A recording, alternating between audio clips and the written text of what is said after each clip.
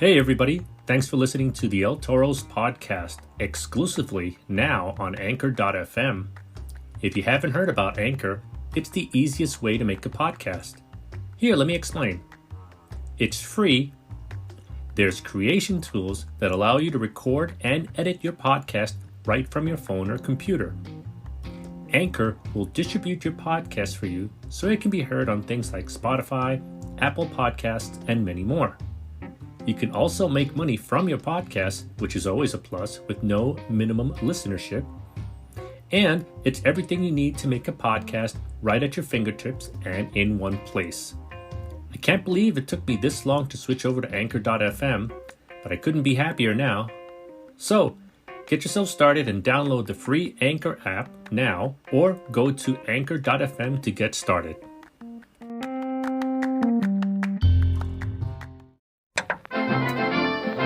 Finest professional wrestling from the Northeast and Mid-Atlantic region, Capital Wrestling.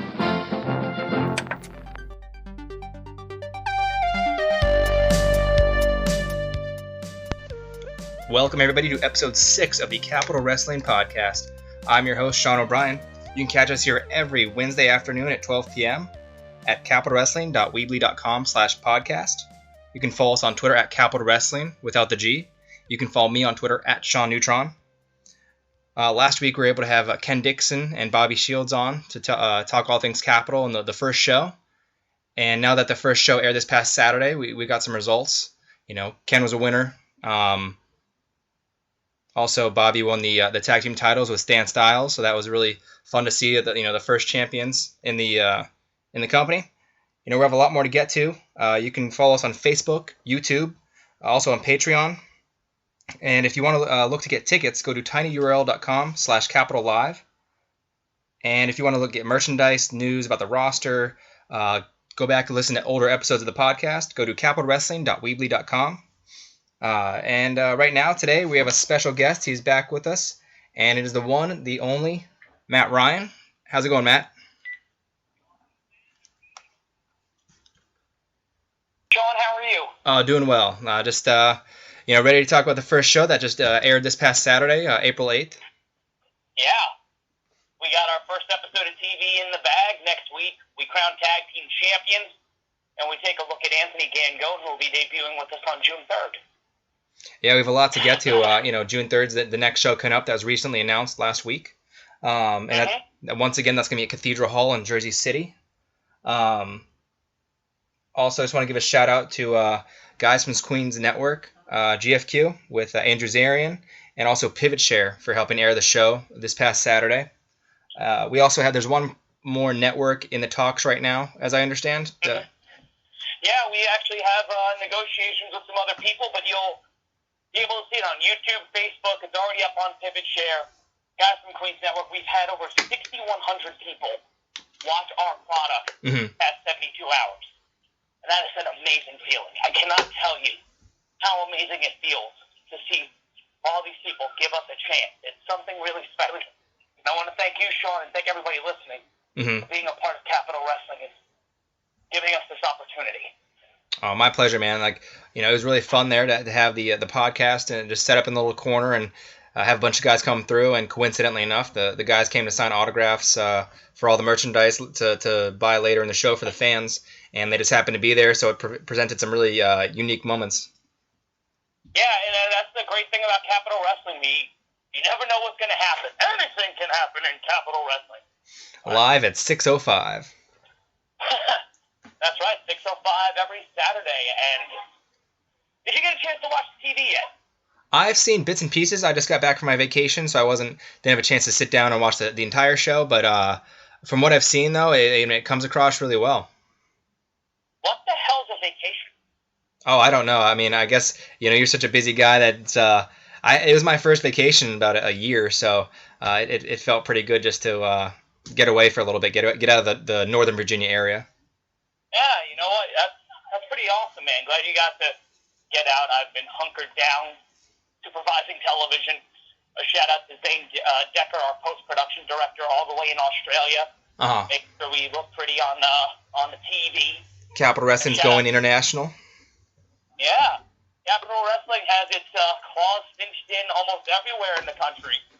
Yeah, it's a little insane. It's a little insane to see a lot of the support and a lot of the people talking about Capital Wrestling, and it's great to get another chance to talk with you and BS about what we're doing heading into next week, this coming Saturday at 6:05, and also on June 3rd.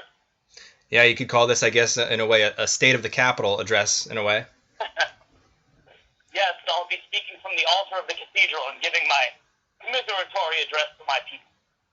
No, but also so down in Houston, it was fun to check out some other promotion. I saw Booker T's Reality of Wrestling, so just a chance to see another promotion for me was a joy.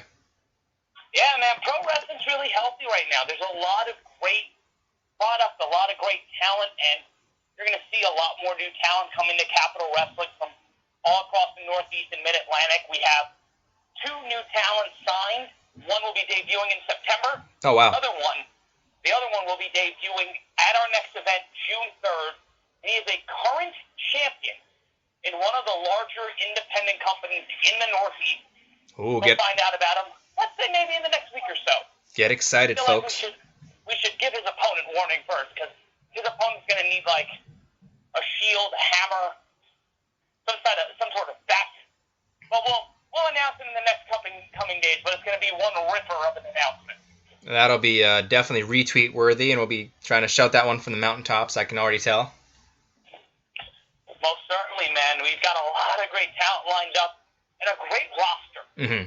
Like, if you saw our first show, if you were there, or you're going to be watching the TV, you'll see the depth of this roster and the depth of what we truly can do every single week on GFQ, on Pivot Share, Facebook, YouTube, your mom's house, I don't know.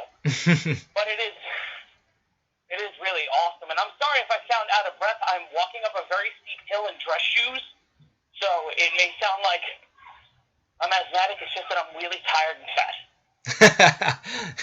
Hey, man, at least you're honest, and nothing to be ashamed of, man. After looking back, since the first show's passed us, and you got one under your belt, what would you say were some of the biggest, I guess, or the obstacles after that show? Biggest obstacles is got all this content, got to write TV, produce around it, develop what we're going for, and just try to get to June 3rd. Mm-hmm. As soon as we were done, on March 25th, we basically sat down and said, okay, what are we going to do? When are we going to run? We had a couple of dates lined up. Our original date we had to move, but now, June 3rd, we're back at the cathedral, we're back home, and we're excited for all of the opportunities this summer's going to give us. And are you going to look to do the same thing with the vendors, like Bearded One Barbecue, Headlock Comics? Well, I know that Mike's going to be coming down. Mike Kingston from Headlock Comics is definitely going to be there. Hopefully we'll have Art by Earl back. Mm-hmm. Been talking with Chris of Bearded One Barbecue. He just won a big competition, got an award at a competition this past weekend, so he was celebrating. So he needs to get a title. He needs to get a title belt for the best barbecue. But it is entirely possible that we'll be having Bearded One back. If not this show, definitely our show coming up next month. Mm-hmm. And yeah, what was your overall feeling after you got to watch the show? Not just live, but also from Pivot Share. Relief, much relief, because first one's done. Mm-hmm. We know what we need to work on. We know how we need to coordinate. We were already working on what did we screw up list, and how can we get better? What do we need? Who do we need in certain positions? It's just working out the logistics. We got the team. We just need to know who's got to run what position. It's like diagramming a play in basketball. Yeah. Who's got to be on the left block? Who's running point? Who's our spot-up shooter? That'll probably be Marcus. But we've got a lot of cool stuff coming. It's a great first step. I've been saying that all weekend long to anybody who's messaged me. It's a great first step, but we've got to keep walking. Yeah. Is there any, when you envisioned Capital Wrestling and starting the second show at this point, is there anything that's surprised you, or a lot of things you just kind of taking one moment at a time? Well, we writing down things constantly change. We're writing with pencil and not pen. So, we're revising things. We might be bringing talent in earlier or delaying them a little bit. Yeah. Talent comes into play. I'll tell a story the other night. I was traveling with a friend of mine, and he asked me straight up, when can I come to Capital Wrestling? Told him, hey, if there's an opportunity. And then he gave me the best monologue, promo, soliloquy, whatever you want to call it, I've ever heard from him. And I've known him pretty much as long as I've been active in professional wrestling, and it impressed the hell out of me. And now he gets his opportunity. And when he comes in and I told him exactly, I need you to redo all of that and shoot it for me and send it to me, and we'll put it on TV. Nice. And now I'm putting him on the spot because I'm saying it here on the podcast. That means he's got to do it. We're about having people who aren't resting on their laurels. We already have Mike Law and Preston Quinn announced for June 3rd. We have, the tag team champions will be there. We have a list of matches we haven't announced yet. We just signed one, and we're not going to announce it until we have the artwork, because this matchup may be in the same way that Jeff Cannonball and John Herman was Styles Clash, and we have that match. We have the rematch. You saw it this past week on television. We needed a rematch. We signed the rematch, and now Jeff and John go at it again on June 3rd, and this match may be on that same level, if not higher, in terms of the difference between the two competitors, and it's something that I'm really excited to watch. After the results of that one, I have a feeling that there won't be a feeling out process like there was in the first match, since it was two guys who weren't really familiar with each other.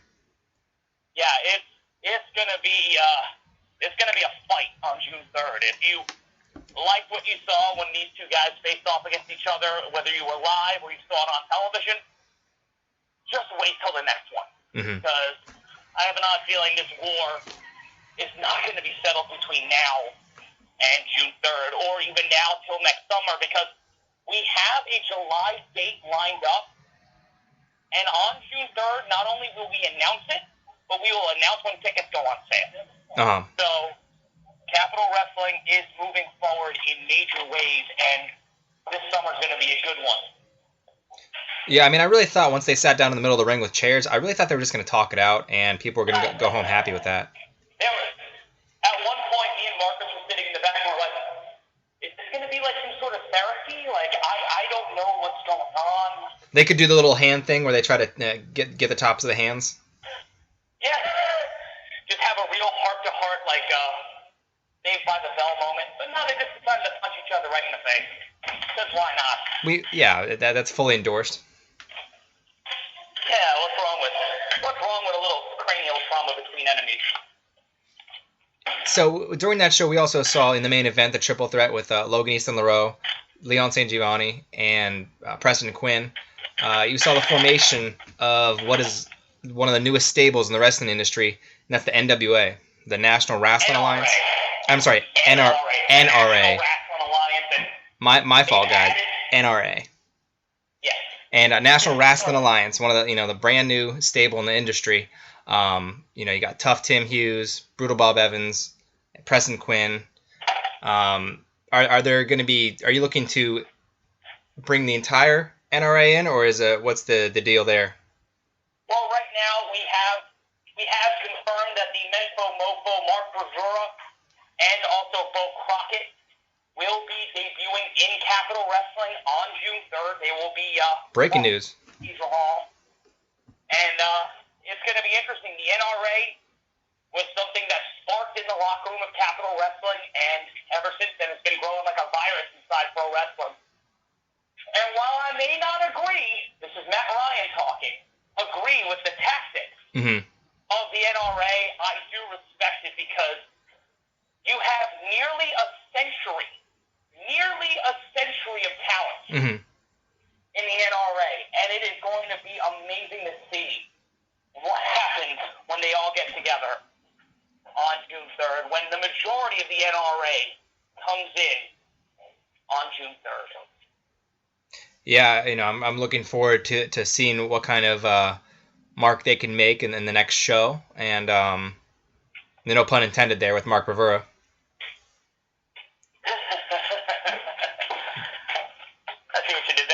Thursday.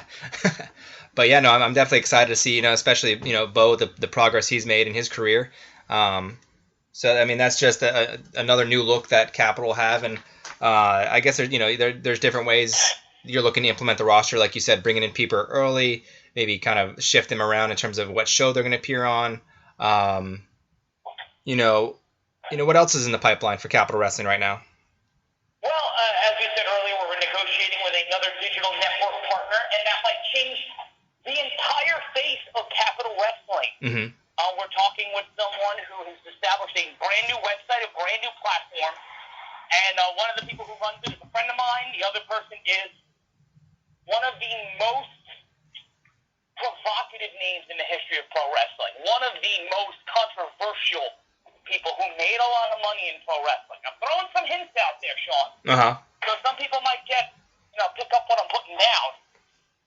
But maybe by June 3rd, maybe even as soon as next week, we'll have an announcement and a brand new member of the Capital Wrestling television family.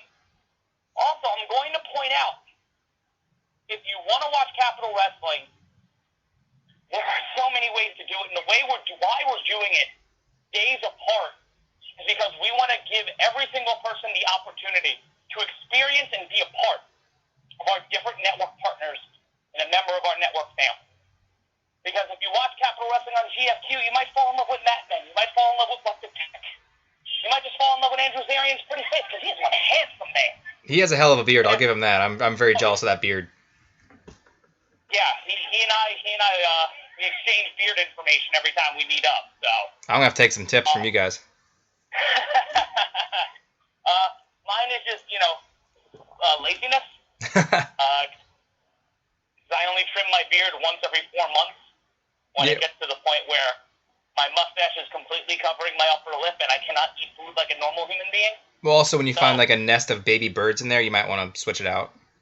Yeah, but then you can't shave it. And now I just become Peter Griffin. Now you're just a zoo. I don't like this at all. But you also on Pivot Share. Look who's on Pivot Share. You've got CCW, you've got Progress, you have WSU. There is so much great content on there. And our partnership with Pivot Share is evolving into us becoming a part of the Power Slam Wrestling Network. And we're excited to become a partner of that. There are a few things that are holding that up till we're on Amazon Prime. But folks, I tell you, I am working my hardest to make that finally happen. We're 50% there. Some things have changed, and it's not nobody's fault, but miscommunication was the key there. But I'm telling you honestly, we will be on Amazon Prime, hopefully, by, let's say, September, by our September event. Mm-hmm. Ooh, I just dropped another gem there. My goodness, what am I doing? But I'm just, you're the boss. I'm just the employee. I know. I'm just letting you talk. He's like, all of a sudden the whole card is out, and you're like, what do I do? I'm like, I don't know. You said it. Oh my God, bro! I'm just kidding. By the way, I'm letting you guys know a little bit ahead of time. We'll let you know the events as they come along, but all of our focus right now is Capital Wrestling Television in June 3rd. But yeah, we've got a lot of great people lined up, and then also subscribe to our YouTube channel. You'll see exclusive content there. You'll see exclusive content on our Facebook page, obviously Instagram and Twitter as well. And also the Patreon. One of the things that you get if you're a patron of Capital Wrestling that you cannot do on any other platform legally is own a piece or own an episode of Capital Wrestling. If you're a patron for as little as $5 a month, you get 2 episodes of Capital Wrestling. And for only $10 a month, you get 4 episodes of Capital Wrestling. And if you pay $20, you get an exclusive podcast featuring myself and Marcus Dowling, as well as an exclusive episode of Capital Wrestling you will not get anywhere else but our Patreon page. But you don't know how long that's going to last because things might change. We're talking to people all the time. Yeah. I've got to travel soon for meetings. So a lot of stuff is going on in Capital Wrestling, and it is probably one of the more exciting times for us as a company. The afterglow is over. The anxiety of the first show is over, but that second show going to be a bitch. But we're going to get there, and we're going to work hard, and the support of everybody in the Capitol has been ecstatic. And you know what? I have another announcement to make. Here we go. Go for it. In regards to our podcast. Uh-huh. Now, Sean, your job's safe. Your job is safe. Okay, there we go. But you're not going anywhere. The Capital Podcast is not going anywhere. But we are moving platforms. Earlier today, I confirmed it with our friend El Toro of the El Toro blog on SoundCloud. And as of today, Monday, April 10th, I think? Yeah, April 10th. As of today, April 10th, and you'll hear this on Wednesday, we will now be on SoundCloud every single week, including the archives of Capital Wrestling. So the Capital Wrestling Podcast is coming to SoundCloud starting this week. So you'll see archives already up there, and this episode already up there. So a lot of that work off my shoulders. Well, Bill's going to be the guy editing it, so you may just hear me at some point say, "Yeah, guys, this is Matt. This is Matt, guys. Don't mean to interrupt, but I've edited everything down this week's podcast in 2 minutes because I don't know how to fucking shut up." No, but on behalf of everyone here at the Capital Podcast, which is me and you, I want to thank you for that new platform.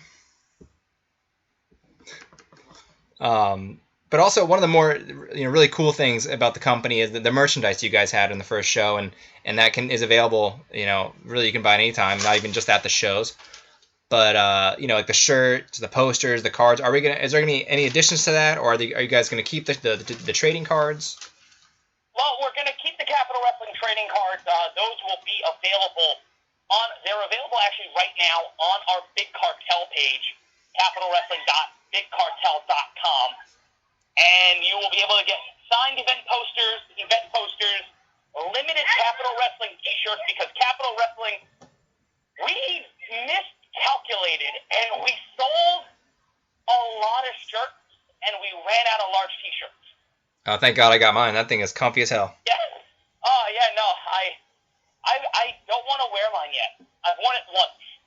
And I don't know if I want to wear it again. I just want the good juju to keep going. There you go. But we have all of that on sale, and I was actually talking with our art director, Susie Q, a couple days ago as we were building the poster and designing the art for this coming event. And we may have more merchandise options throughout the rest of the year. Susie has been a huge part of what we're doing in Capital Wrestling, and I am excited to see what we can do and what we can make for you guys at the Capitol on June 3rd. Yeah, I mean, and like I said, her artwork has been amazing. Actually, that poster, I got one myself at the show, and actually, I just took it to a framing place today to get it to framed. So it's gonna look pretty awesome when it's done. Yeah, I was talking with Earl Tompkins, the guy who designed the posters, and he was like, "Dude, you need to keep one." Cause I'm terrible. I don't keep anything. I don't own any Matt Ryan Shapiro merchandise. I try to sell it or, make use of it for people that are not me because, well, it's kind of self-indulgent to just hold on to stuff that's yours. But I'm going to keep one of the posters. I'm going to frame it and keep it in my office, hang it with pride next to my Masked Superstar portrait. I have an oil painting of the Masked Superstar. So that's how big of a wrestling nerd I am. Mm-hmm. Done by Ugo's work, who actually came to the show, Scott Madrinsky. I always get his name wrong, but Scott came out to the show. You can follow him on Mojo's work on Twitter. Good dude. So, yeah, it's cool artwork. It's great merchandise. So we want to hear from you guys. What kind of merchandise do you want to see from Capital Wrestling in the future? Tweet us at Capital Wrestling. Leave the last G off the goodness. So that's it in regards to the merch. What would you want to see, Sean, in terms of merchandise for Capital? Merchandise? I mean, I guess, sweatshirts are, well, I guess it won't be time for sweatshirts anymore now it's going to be summertime. Hats are always a good go-to. Capital Wrestling hats. Shot glasses. Those are interesting, but I don't trust shot glasses. Yeah, or at some point they're gonna get thrown at somebody. Actually, a really good thing would be like yeah, no, you'd probably be the first target right there.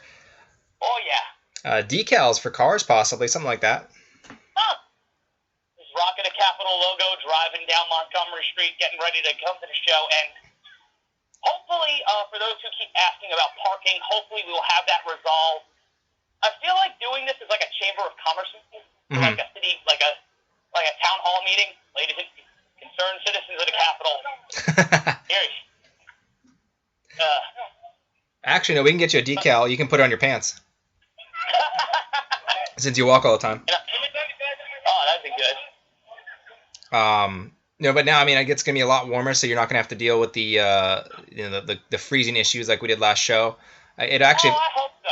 If anything, it'll be more, relaxing and calming that it'll be cooler in the cathedral than outside, obviously. Oh, yeah, and we expected it to be warmer that day. We also didn't expect there to not be heat, but,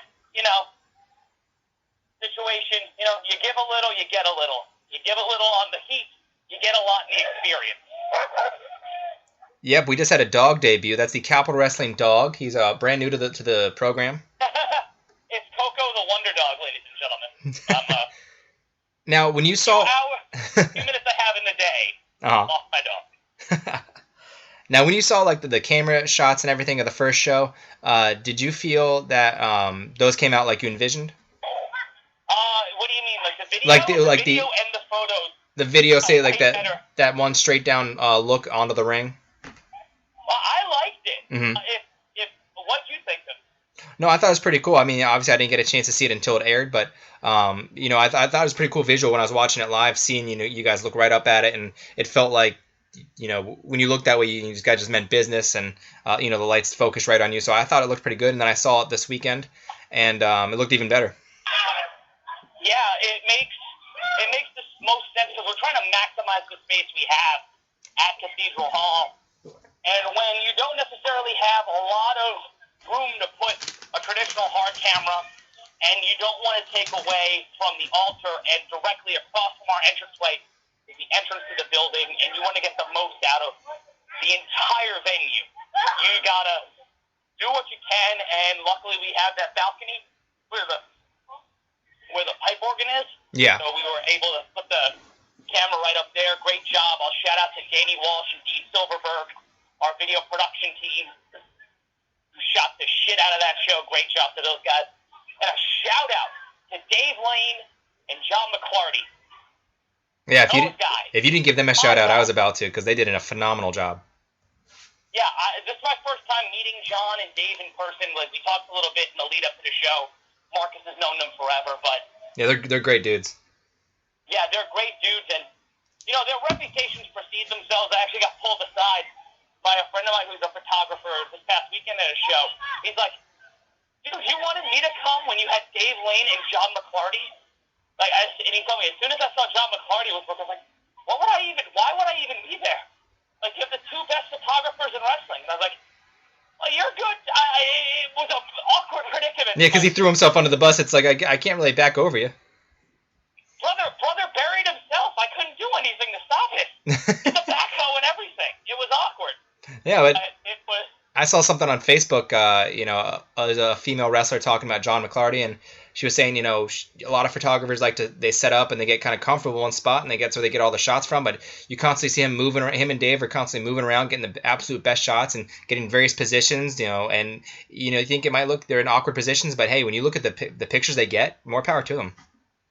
The photos they took in the ring and at the altar for the entrances are some of the best wrestling photos I've ever seen in my life. Mm-hmm. And, not a lot of people can make this space look good, but Dave and John did an amazing job. And thank you to them. We owe them a debt of gratitude. And they're on the team. And, they come from Richmond, the Richmond, Virginia area. Yeah. And there's another guy who's going to be debuting in a couple of weeks on Capital Wrestling Television that I feel like is going to be making a lot of appearances moving forward here at Capital Wrestling. And I'm personally frightened. Uh-oh. He frightens me.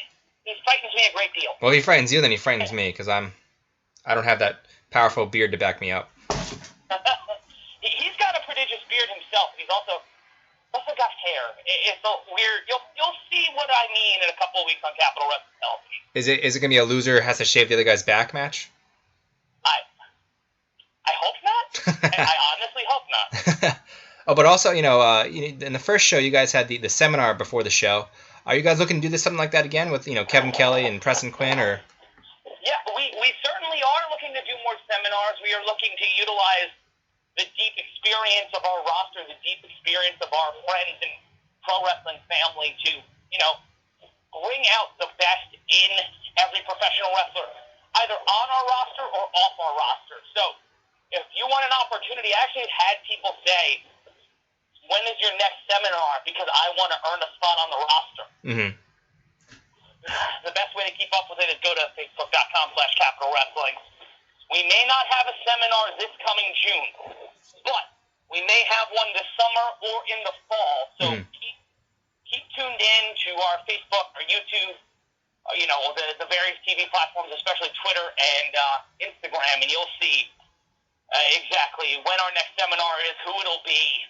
We definitely would love to have Bob Evans, a member of the NRA. Preston Quinn, his advice was invaluable to everyone who took the seminar. And thank you to those guys who took the seminar and walking out of it. One guy, Ronnie Burton, he earned a spot on the roster that day. Same thing. Two other guys who made a good impression. One I knew and one I didn't know. So it'll be interesting to see if they end up popping up in the Capitol anytime. Was that one of those things you noticed an increased interest in the seminar following the airing of the show? A little bit. It's not a straight line. It's not an A to B correlation. But you'll see the more as it grows, we've actually gotten a lot of contacts from people that want to be on the roster. I've been approached personally. Marcus has been approached personally. And if there's an opportunity to put you on the roster and you can fit into what we're doing, then you are more than welcome to join us at the Capitol. Yeah, it's very, looking to diversify and fit into that. You don't just add anyone, so you have to fit into the what works for Capital Wrestling's identity. Exactly. If you are here just to wrestle and you're not here to add to the culture or add to what we're doing every single week on television, it's no offense to you, but if we can't enhance you or we can't make this bigger and better, then if there's no opportunity, we're not going to use you. Hey Matt, sorry to cut you off, but can you pick me up an ice cream bar? Oh, I certainly can. It's Mr. Softy. Man, this microphone is powerful. It's just a generic iPhone headset. My lord. It is picking up everything. I think I can hear the woman 3 blocks away. No. That's my ex-girlfriend. I gotta go. But before we get out of here, is there anything else that you want fans to know? Keep supporting what we're doing. The audience we had this past Saturday is... me and Marcus had a 45-minute conversation on Saturday night because he went to a birthday party for a friend of his on Sunday.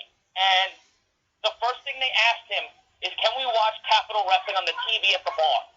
So he had the episode. He actually had the Patreon exclusive episode with content you wouldn't be able to see in our first episode. And he went to the bar. The people he was with, he didn't prompt this. Asked them if they had Chromecast. They did. And Marcus opened it up on Google Drive, and they watched the show at a bar in Washington, D.C. That is awesome. And it's a really special feeling to know that 6,000 people on GFQ's various platforms came out and watched this insane idea that Marcus Dowling and I had and decided to put into the world in January. In about 100 days, 110 days, for all of this to happen is a truly unique and special thing. And keep an eye out for this week's TV. If you like what we did, if you like what we're doing, keep watching. I had fans this weekend recognize me at shows and demand that talent come to Capital Wrestling. If you truly feel that the talent that you think should be at the Capitol should be there, let your voice be heard. Because if enough of you want to have them, then we'll bring them in. We want to give the audience that experience to know that they are a part of what we're doing that they are a part of the identity of the company, that it's not just, some two dudes hiding in the locker room, writing things down on a piece of paper and making people do it. This is a living, breathing organism. From the top two people on top, me and Marcus, our chief brand officer, our art director, we have a guy we have Hoke, who is one of the best people in the world at cultivating digital content on our team. And shout out to his position with CZW now. Yeah, I was about to say CZW hired him, and it is a testament to just how good Hoke is, and just there are a lot of amazing people who are donating their time and energy to Capital Wrestling. All we ask you to do is give us a chance. Try us out. Try the experience. Come witness what we do live at Cathedral Hall, or every week on the 5 different ways you can watch Capital Wrestling. And within each way, there are different ways for you to watch it as well. You can watch it on Roku. You can watch it on your phone. You can watch it on your TV, YouTube, Facebook, Periscope, for God's sake, or Pivot Share. So many platforms, so many ways to witness and experience Capital Wrestling. You're going to run into it eventually. Embrace the experience. Embrace Capital Wrestling. Try something a little different. Try old school wrestling for the modern fan. And I don't mean to sound like I'm preaching to the converted, but guys, you are the reason why we keep going. You are the reason why we work so goddamn hard every single week, because we know you want more out of this. We know you want the best. We know you want wrestling the way, I'm about to quote Smoky Mountain, the way you like it and the way it ought to be. Whatever that means. But we want to give you story-driven professional wrestling. And we want you to be a part of it every single week. And Sean, you, as much as anyone, are a huge part of this, and I thank you, my friend. Oh, thank you, Matt. I want to thank you for your time today and coming on the podcast and, blessing us with your wisdom and, insight into, what's going on for the next show, reflections on the first show, and everything in between, whether it's news about, matches added to the show or, roster additions, new platforms to listen to this podcast, to watch the show. So, it's all sorts of things, man. I really, really grateful you came on and got to talk to you today. Thank you for giving me the opportunity to talk, Sean. You're awesome.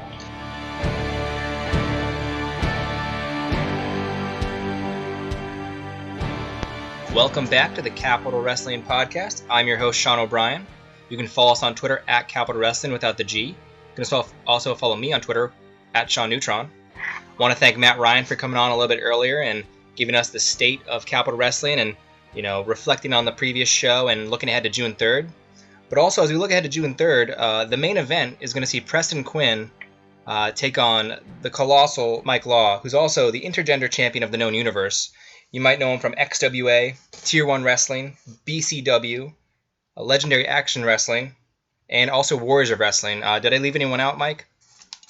I mean, there's probably a couple there sprinkled in. I got to shout out the Wrestlers Laboratory. They're also very, very supportive of the Colossal brand, if you will. Oh, and so I mean, there was another promotion I think you'd mentioned that you were looking to take part in. There's a tournament or something.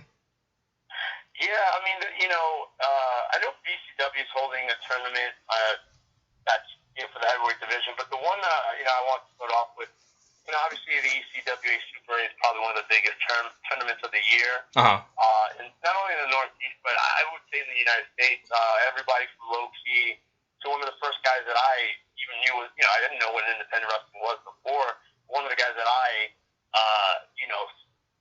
followed in the beginning when I first started, even knowing or familiarizing myself with independent wrestling was Reckless Youth, Christopher Daniels, Matt Hardy. Mm-hmm. All these guys, Billy Kidman, of course, was in it. I believe Devin Storm. You talk about Amazing Red, also be another guy that was in there. So the list, if you look at the lineage of that tournament and you see how prestigious it is a little disappointing to me that I'm not included in this year's tournament. I felt from the moment I got into ECWA that I am one of the hardest workers in the room. I mean, I know it's something that a lot of people like to say, but I truly believe it because I wasn't raised any other way. Nothing, Sean. And I'll say this straight from my wrestling career, or mostly in general, was ever given to me. You know what I mean? Like, I've had to work hard, if not harder than most people. Look, I get it. I mentioned I'm Colossal Mike Law.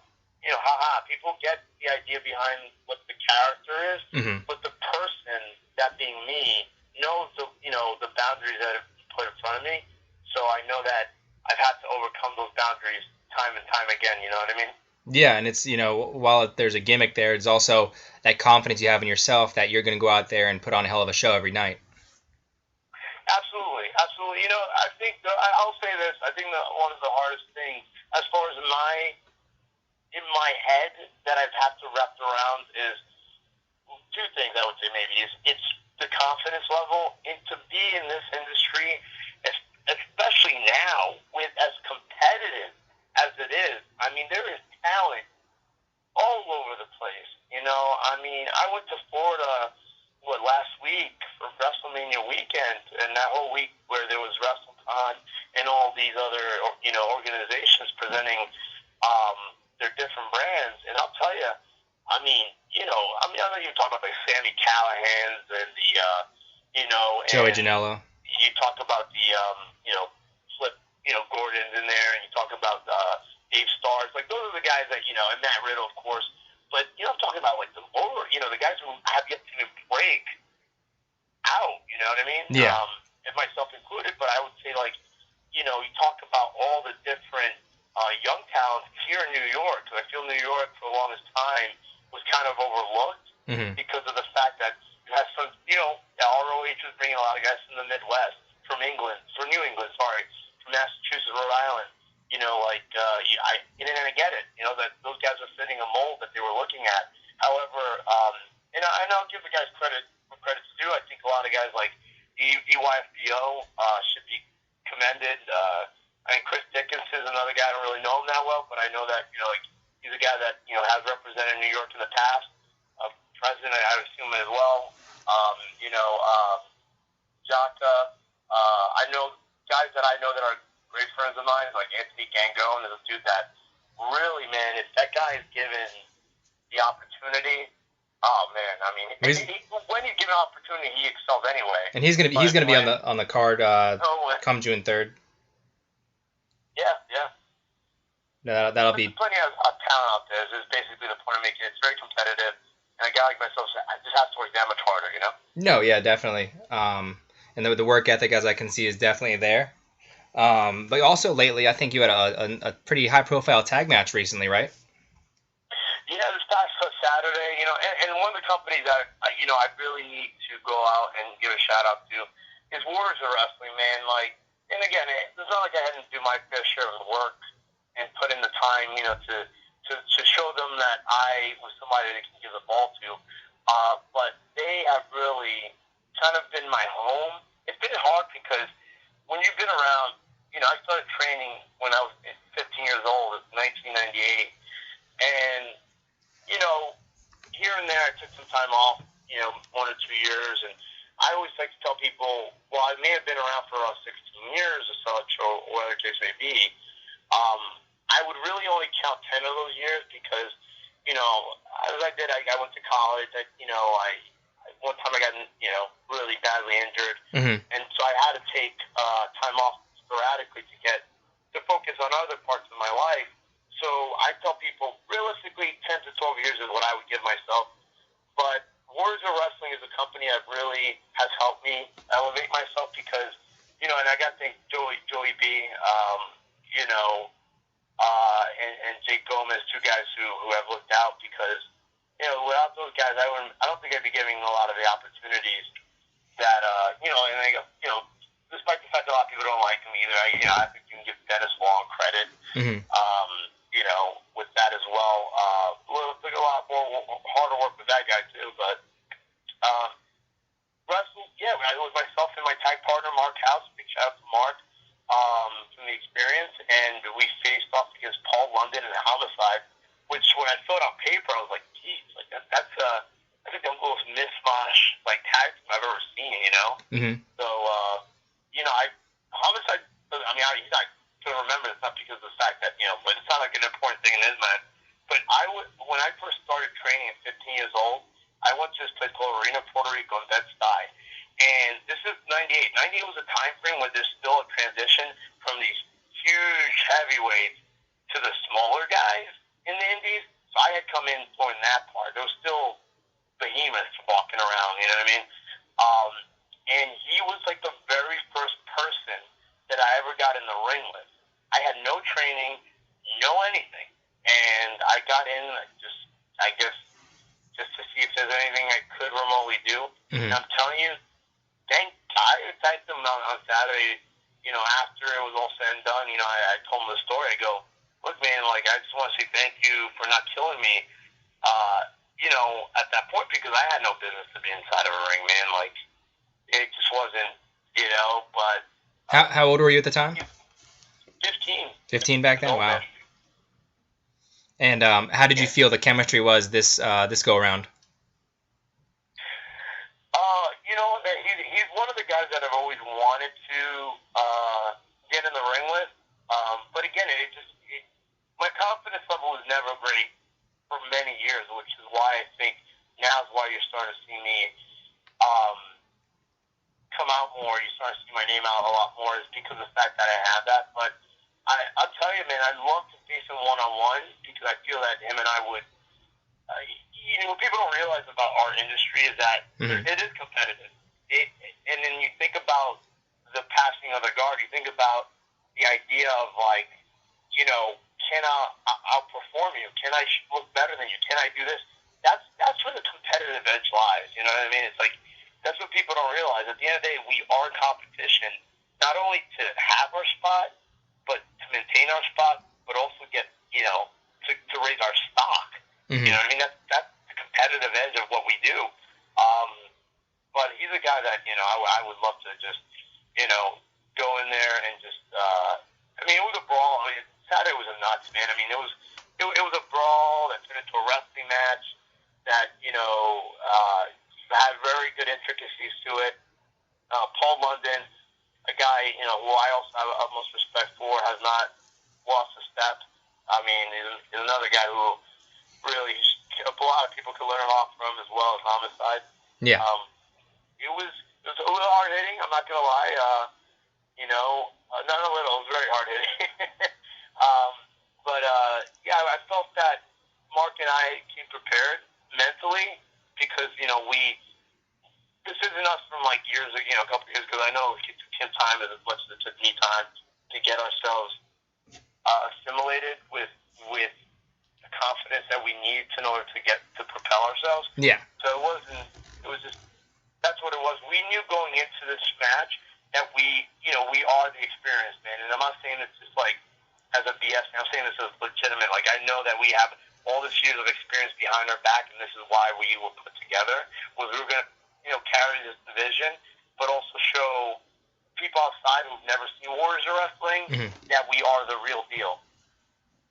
Yeah, and I think you're going to show a lot of people, whether it's there or Capital Wrestling, that you are the real deal. And but you said starting out when you're 15. What drew you to the business?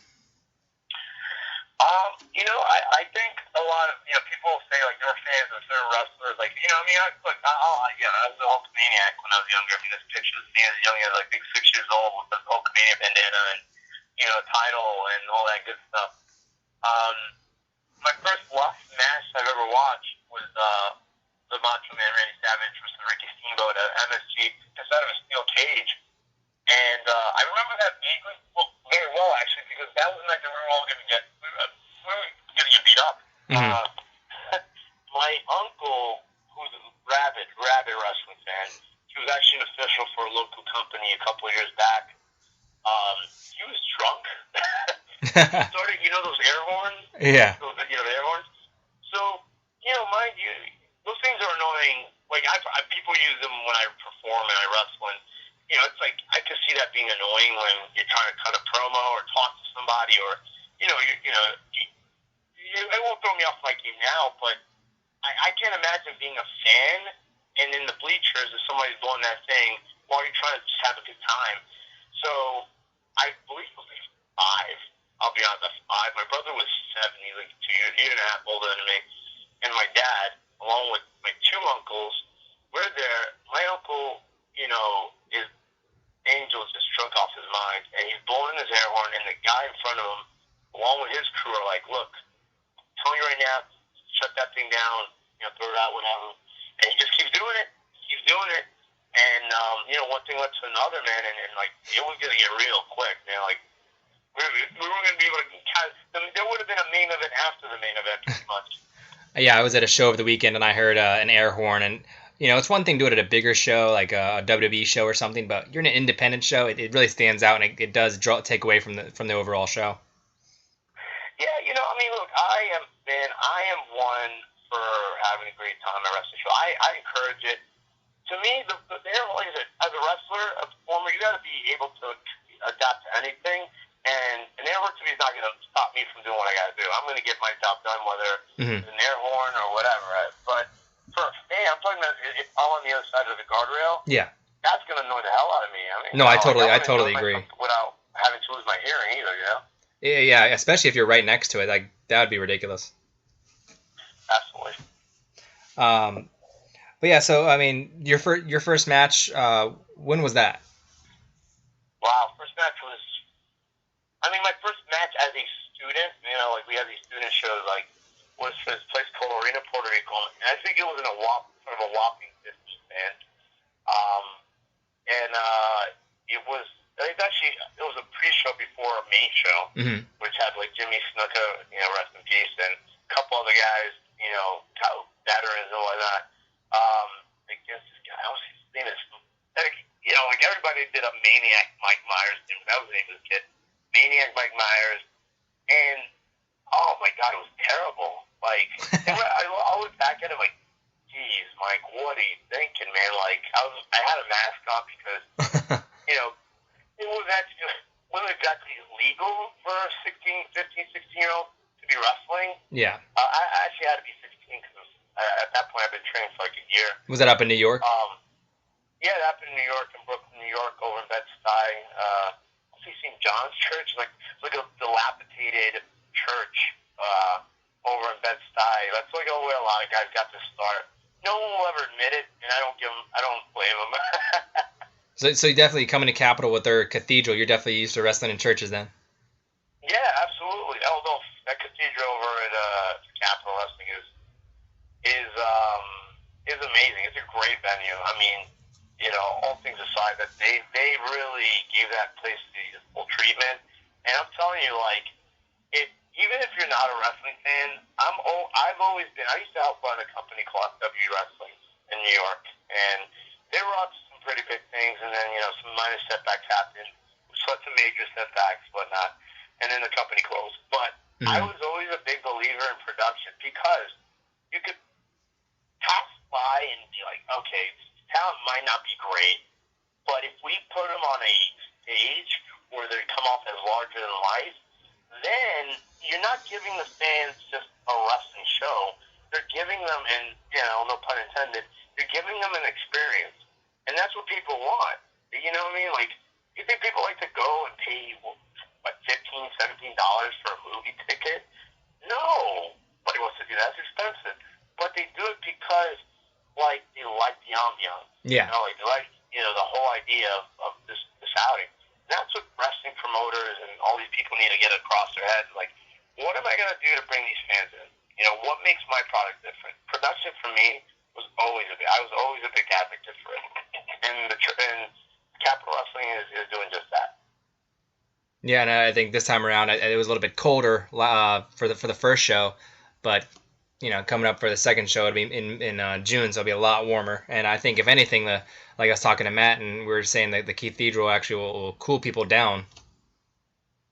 Oh, I hope so. If there was one complaint I had about that whole thing, not marrying on any complaints, was the fact that it was freezing in that building. Like, it was cold. And, I'm a big advocate of, like, hot stuff. Anybody who knows me, anybody who's in the business or been in the business long enough knows what that is. It's like a liquid that kind of gives you some vascularity. But more importantly to me, why I needed it is because it gets your blood flowing, it gets you like really hot. So I could have used it that day, and I didn't have my bottle of it. I was very busy that week, and pretty sure could have saved me from what seemed to be an injury at this point. But that was my own. That place was not, again, pun intended or whatnot, but that place was immaculate. But also, I think wrestlers or personalities in the ring always looking to get heat. But when everyone's looking to get heat in a different way, then you have an issue. Absolutely. I mean, I think it's one of those things where it's a great facility. Like I said, tell anybody, come down and check out the next event in June. I think it's going to really showcase a lot of talent that I believe a couple of guys I've already mentioned, Jason Colossal, who I think is a great hand. Yeah, he was just announced today that he was added to the roster. Yeah. I mean, great pickup. You have myself. I mean, you have Colossal Mike Law. I mean, I will always say this about myself is I will always give you a show. You know what I mean? Like, I understand what it is to put down $15, $20 as a fan for anything, whether it's a movie or anything, or comedy, stand-up, whatever it is. But I'm always going to be there, and I'm always going to give the people the most bang for their buck, man. You will leave remembering something that I did. That's all I can tell you. Now, being in the, you said, I guess you've been in the business 10, 12 years in your mind, even though it's, technically been 16, due to time off and whatnot. But what would, present day Mike Law tell, 15-year-old Mike Law? Wow, man. I'd probably write a book for him. Cliff Notes. So much, man. I was very naive with this business. That's good because I mean, I would have taken a little bit of different aspects of what I did more seriously. Mm-hmm. See, what happened was, I started a couple of months. I think I started in August of '98 training, and then a couple months later, this kid with long hair, he was probably just 10 pounds heavier than I was, but like had this fierce like hunger. I was hungry, and I knew I could be good if I wanted to, but I also I'll be honest, I lacked a lot of the dedication that I needed. You know what I mean? Like I still have school in my head, and I think with wrestling and anything else, if you want to pursue it, I'm not saying please, by all means, get your education, start a business, do something that will have money coming in, because at the end of the day, there's no guarantee in this world, let alone in wrestling. But there was this kid, and who turned out to be Quiet Storm. Quiet Storm is a guy who's been in Ring of Honor, TNA in the early years. He now lives in Japan, wrestles full time in Japan. Nice. And this kid was good. Like, this guy was like, I mean, I was good because I did a lot of flippy stuff, which you never you're like Mike Law does. No, yeah, back in the day, I used to do springboard, swan ponds, and all this other goofy stuff. And at the time I was able to. I was only like 115 pounds. Mm-hmm. I can still do it now, but then you kind of just take a look at the technique, the risk-reward ratio sometimes to pay off. But Quiet Storm, as you would later be known, was taken under the wings by the veterans, like the Tiger Khans and some of the guys like Shark Attack. Some of the guys from the early 90s, late 90s who were making some headway in the Indies, they took this kid to the side and we like this kid. And I, unfortunately, decided to hang out with my friends, which, this isn't a social club, man. Like, I did a seminar with Jamie Noble, said it best.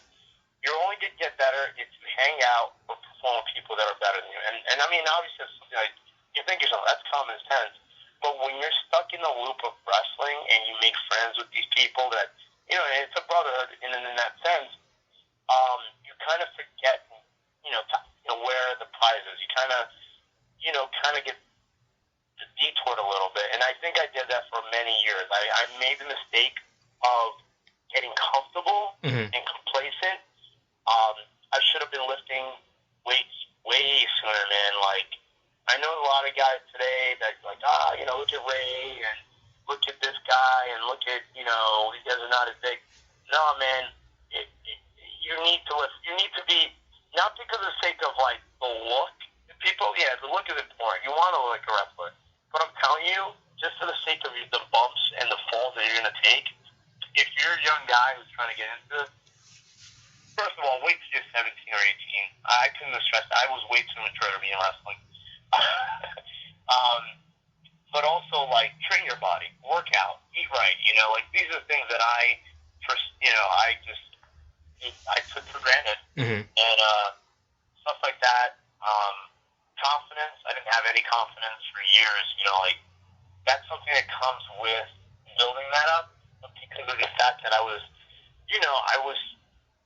uncomfortable with challenging myself, I stood stagnant in certain places. I probably didn't try to get out there as much and go to seminars, train with top tier guys. Sometimes I was just intimidated by the fact that I didn't want to get played in the ring or get like schooled. But I think you go out there, you gotta hustle everybody. I'm sorry. I think, like you said, challenging yourself and making sure, like you said, Jamie Noble had told you, be around people who are going to challenge you and make you better, and iron sharpens iron. It's kind of like those girls who hang around with the ugly girls to make themselves look better. By the way, Sean, I did not say that, guys. Yeah, for the record, I said it, but I'm just saying it's like there are, whether it's not even wrestling, but also other aspects, whether it's, media or other fields of that you pursue.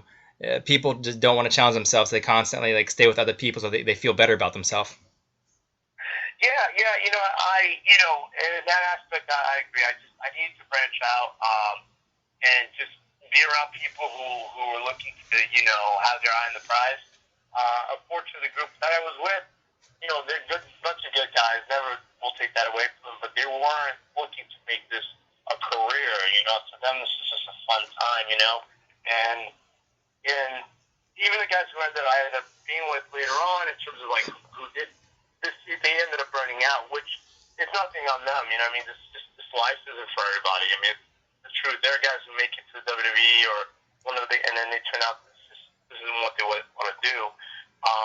That's a big thing, performing and wrestling and training with people that are better than you will always be the key. Like I said, you want to be physically capable of wrestling, training hard, and doing this stuff because your body's going to need it. There's only so much there's only so much abuse you can take. Yeah, there's only so many punches on the bump card. Yeah, that's good. I always tell people that, especially with younger people. I always tell them the same thing too. Yeah, and this Saturday you guys had the debut of the show, and the first show, and did you get a chance to watch it? I'm actually going to be watching. I did watch clips of it. I believe I was watching Jeff Cannonball, my good buddy Jeff Cannonball, his match against John Kerman, and those guys tore it down. Cannonball is in more ways one of the guy who's I've seen him get himself in better shape, which is awesome. Mm-hmm. And it was a contrast of styles, which I like to see. Two guys with two different type of backgrounds of wrestling, and to see them score off, for what I believe the first time ever. Yeah, it was exciting, And they'll be facing. Actually, it was announced this week that they'll be facing each other at the next show, rematch. Oh boy! And I can't wait to see what they're gonna do then. They may actually. I don't know. They may. I know New Jersey doesn't have an athletic commission, and you don't need an ambulance. You might want to call one for this one. Yeah, exactly. But also, another thing, too, is I guess I should have asked this beforehand, but how did you get in touch with Capital Wrestling? How did you become a part of the roster? Again, I think I have to lend credence and credit to Warriors of Wrestling. I believe a couple of promoters have reached out to me due to the stuff that I've done with them. Matthew Ryan being one of the guys that has been a big supporter of mine, and I have to think guys like him, AJ Panther, Fiesta Pro Wrestling, another guy who has been a big supporter. Same thing with Bob Elliott, who owns that thing. There's just been a lot of people, Anthony Cole from ECW. Mm-hmm.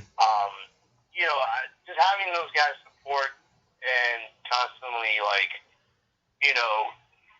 know that I bring some value to what they do is very important to me. So I believe he's the guy who contacted me, and Mark Stowling, I know he's another guy who was involved with this, and, I said, look, we want you on, and I said, look, I'm willing to go where you guys need me to, because I know that you guys are all good people, and that, you have the same type of vision of what I think this industry should be, so I often, a lot of times, know that that's what I'm looking for as well when I compete for an organization.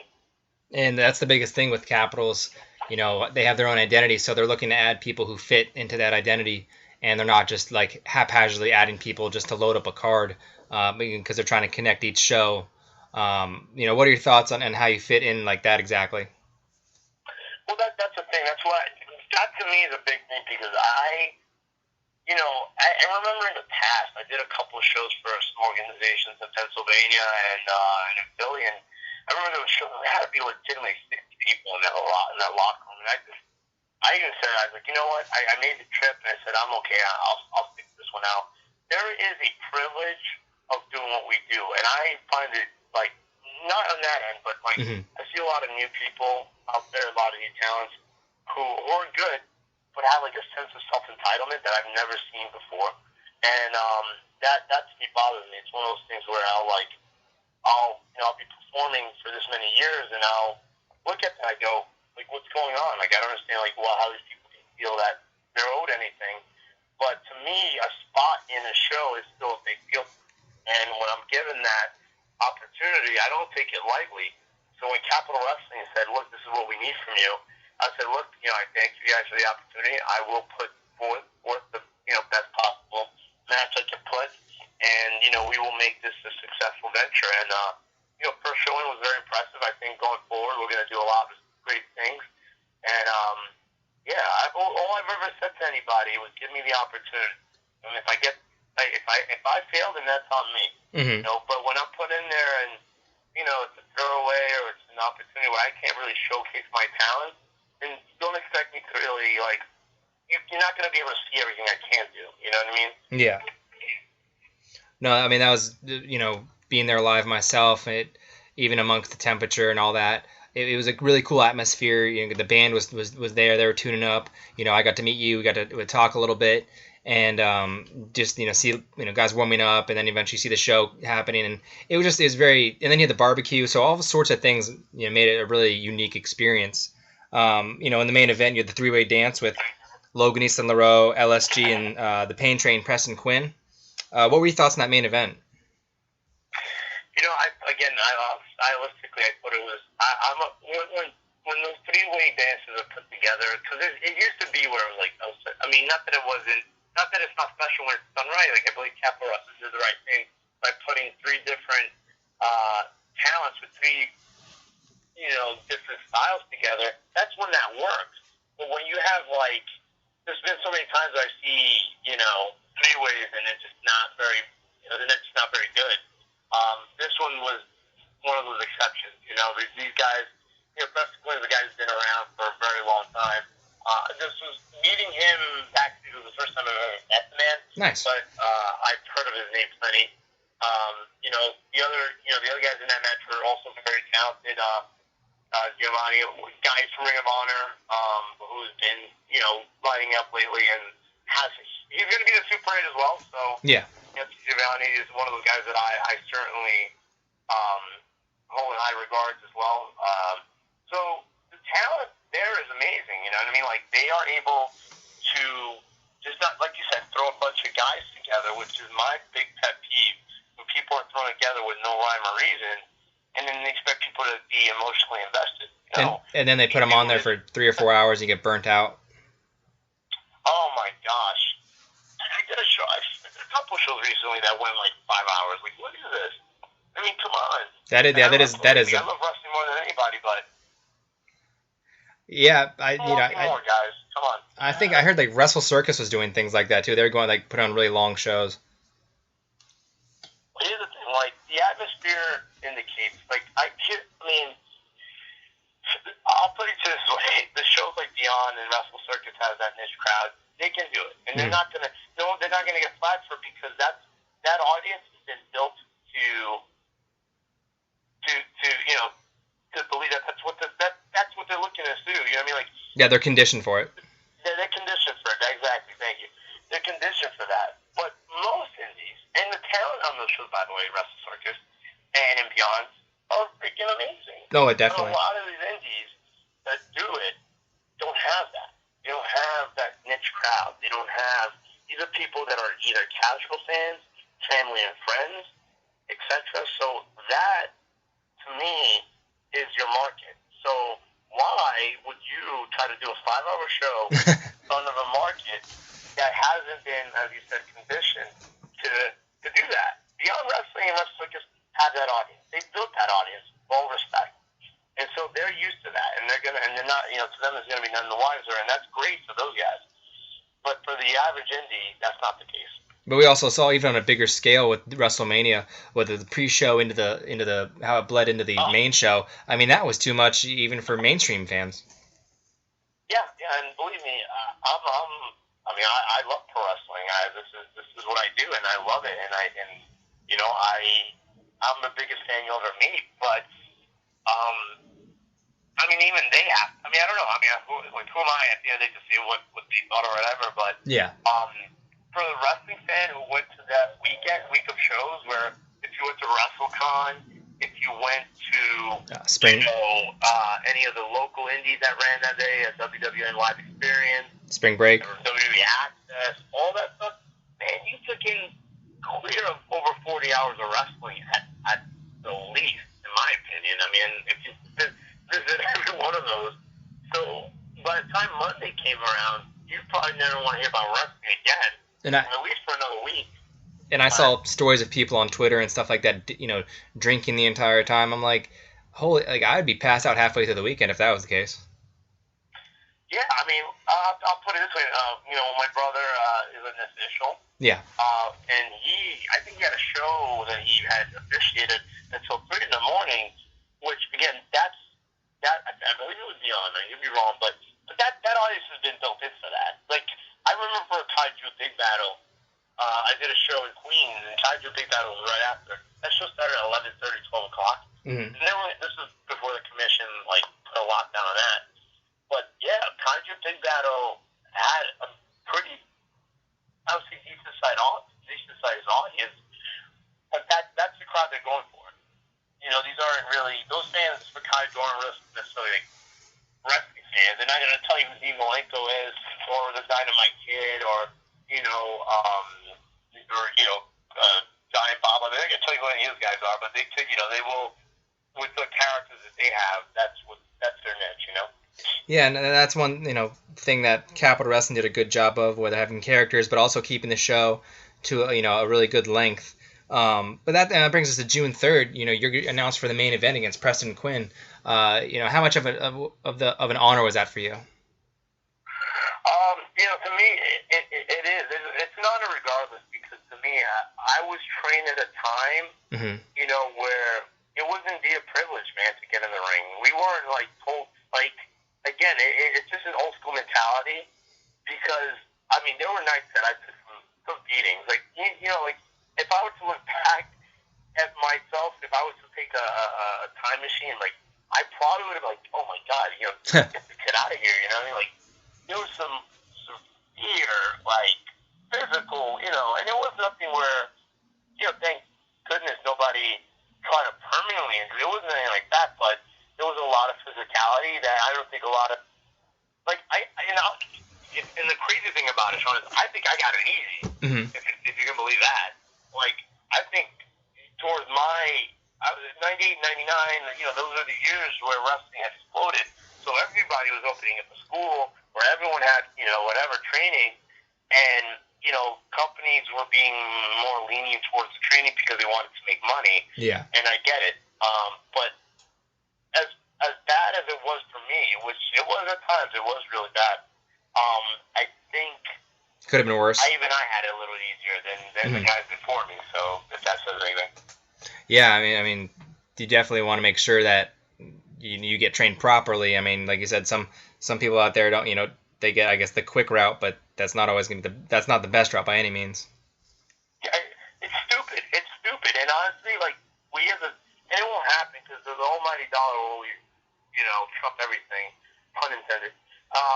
The thing is, people rather take that shortcut, and it bothers me because I've seen a couple indies these last couple of weeks, man, where whether it's guy or girl, men or women, wrestlers, performers, if you will, they don't train. They train once a month and they call themselves a wrestler, and just because they get booked a lot, that to me is so detrimental and so wrong to me, because I'm not saying because I still train, I still train in the ring as I train in the gym, but I still train wrestling because it's a safety thing. You're talking about what we do, which, believe me, I have plenty of friends who've had to cut their career short, or unfortunately have injuries that they'll never recover from, that show that this is what we do it's very dangerous. If you're not training constantly, or haven't been trained, then to me that you're putting my life at risk. You're putting your life at risk. On top of that, all those dangers. You're also making our industry look terrible. Would you go? Let me ask you, Sean. Would you go to a Broadway play and pay top dollar to see somebody who can barely hit any type of if they're a singer and they can't hit their notes correctly? You'd be a little upset and feel like you were ripped off. Yeah, or that'd be like going. I would, and that would be like going to a if they called it like an NBA game, but they gave you high school players. Exactly. I mean, that's even a better metaphor, because the fact is, we understand what it is. The WWE is to me is the MLB. We the Indies are the AAA, but we want to get there. Yeah. But that only takes the perseverance and hard work. The thing is that today, with social media being what it is, and I'm a big advocate of social media. I wasn't before, but the thing is that so many ways for people to take the easy way out now, that people aren't doing their due diligence. Promoters are looking for the quick buck, which unfortunately that's the way it is. That cannot be defeated, because we all need to eat, man. I sometimes get hit up with messages from people, and I'm a compassionate person, despite the fact that many people might not think so. And people are like, can you send this for free? Look, I would love to. If that's the case, I wouldn't be trying to sell nurture. It'd be a giveaway. But the fact is, this supplements my life. You know what I mean? This supplements things that I have to do in order to eat. Yeah. So for anybody to ask for freebie, it's hard. So I get the money aspect of it, but at the same time, you can still put on a great product, as Evolve does, as Ring of Honor does, as Beyond.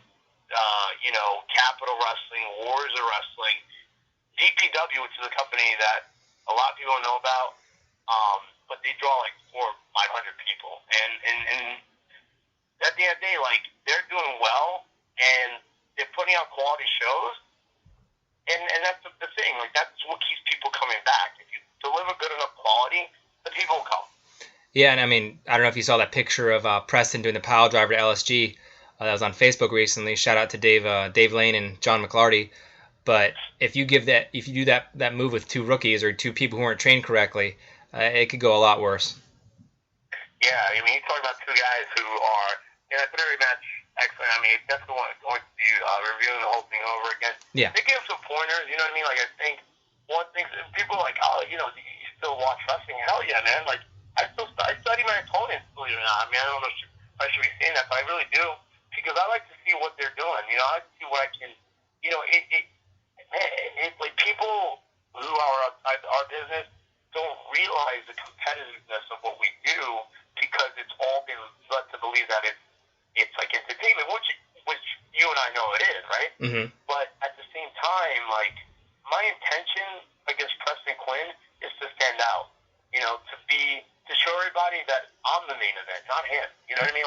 He's there, but it's because he's facing me, not the other way around. You know what I mean? And it's nothing on him. He's a talented guy. He's been around, for a long time, and he's a guy that does bring it. But at the end of the day, my mentality when it comes to this competition is that at the end of the night, you're going to know Colossal my clause. Mm-hmm. Plain and simple. Well, I mean, that actually bled into my next question, and that was actually the final question. But I mean, yeah, I feel you guys are gonna have a very unique matchup for sure, and that's gonna be really really fun to watch. Yeah, I mean, to me, my style mentally has changed so much, but I think it's just going to continue to evolve. I'm looking very much forward to step in the ring with another heavyweight, if you will. Mm-hmm. He's a big boy. So I think I have to prepare myself mentally for that. I know as much experience as I have as more, so that would be the only thing in my head that I know he has on me. Like he's been there. You know what I mean? So I have to in my head psych myself up to like, look, he's not going to intimidate you. He's not going to be the guy who's going to be like, he's going to dominate. No, it's not happening, man. Like, look, if that's a church, they better be ready to hold a funeral because I'll die. Oh, there you go. No, I'm dead serious. I'm not even joking. Like, I'm like, that's not even, I've always said to myself before a match, and my son messed up, I don't really care. I say to myself to kind of get myself mentally prepared for the pain or whatever might happen. I say to myself, the worst thing that could happen to me tonight is that I die in the ring. And it's worked, and I get it, and it's not like a mentality that people might say. But to me, that puts me in the mentality that I need to do what I have to do, and it just can't be, there's no holding back. And the extension of Preston Quinn, though, is the National Wrestling Alliance, the NRA. You've got Mark Bravura, Bo Crockett, Bob Evans, Tim Hughes. Will that affect the match in your opinion at all, or are you planning for that? Not really. I mean, to me, if Preston Quinn is going to bring those guys around, then I don't see the point of having this match. He knows that I work with, I team with Mark House. That's smart. Shout out to him as my social media advisor, and I occasionally have AJ Penn as a manager. But for the most part, I work very well solo, and especially Capital Wrestling, I'll be able to enter into that building by myself, and I'll be leaving by myself. And a guy like Preston Quinn, I would assume he doesn't need. If he truly believes he's the guy that he thinks he is, he's not going to need any backup. He should be able to. If he thinks he can beat me, and outperform me, he can out-wrestle me, then by all means, he shouldn't need any backup. This should be a one-on-one, and we'll see what happens, man. I have no qualms in saying that I know a couple people, and he also knows a couple people. That's fine and fair, but this is one-on-one. And I think it goes to show that I don't know what to expect from this match, but I mean, I that's not a bad thing because I think it just shows how unpredictable in a good way it's going to be with the styles clash in a way. So I'm expecting really great things from you two, and especially as a main event. Yeah, I'll tell you, this is going to be hard hitting. It's going to be very physical. I have no qualms about it. At the end of the day, I've already told everybody what I believe. I believe I'm one of the hardest working. Mid-rated, and I'm not underrated anymore because I think people are starting to understand what I bring to the table. But I think a victory over Preston Quinn, regardless, even if win or loss, I think showing people that I'm the guy that you can call to be your main event, to be your top guy. Yeah. That to me is important. You know what I mean? In my head, this to me is what is the plateau that I need to overcome in order to get to that next level. I know Saturday night at Wars Wrestling, Mark House and myself were able to main event against Homicide Paul London. If anybody wants to debate if that match wasn't an amazing match, and I'll leave it up to the pundits. But to me, that was overcoming an obstacle. And then in June at Capital Wrestling, that's another obstacle I'm going to have to overcome as a singles performer. To show everybody that I truly belong in the main event. And before we get out of here, what are where can fans follow you on social media and find you all over the place?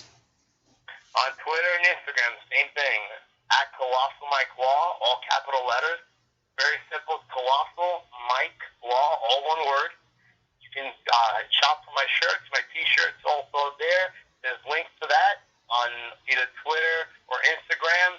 I'm on Facebook, but I probably already over close to 5,000 friends, so should be starting one of those white pages soon as well. So, yeah, for the most part, that's where you'll find me. If you want to purchase a shirt, like I said, guys, ladies, gentlemen, fans, I'm not going to sit here and say, hey, my full living's off wrestling, but it does help me get to where I need to be, which in turn helps me perform in front of more fans and kind of show them what I can do and entertain them, which is that's kind of the give and take to win-win, with that whole thing. And, I appreciate anybody's support to the Colossal brand. Mm-hmm. I'm not, I may be, sometimes at shows I might not be the most approachable person. Sometimes my mind is somewhere else, and that's what it is. But, like, at the end of the day, I'll always appreciate people who look out for me, who support my brand, and, come to any show that I'm on. That goes without saying. Well, we want to thank you for your time coming on the podcast today. You made my job easy. I'd ask a question, you could go on for 10 minutes, and that makes my life a lot easier. Yeah, look, I talk a lot. No, I love it, man. No question. But, Sean, thank you for having me. Again, support the podcast fans and the folks out there. Looking forward to coming back. And you can catch us here every Wednesday at capitalwrestling.weebly.com/podcast at 12 p.m. You can follow us on Twitter at Capital Wrestling without the G. You can also follow me on Twitter at Sean Neutron. The show will be coming up June 3rd. You can find your tickets online as well. And there's also merchandise to be had, whether it's t-shirts, posters, trading cards, all that jazz. But look for us next Wednesday at 12 p.m. And next week I'm looking to have Matt Sells on here and possibly another guest. So stay tuned to my Twitter and Capital Wrestling's Twitter, and we'll update you on that. But everyone, thank you for listening, and see you here next week.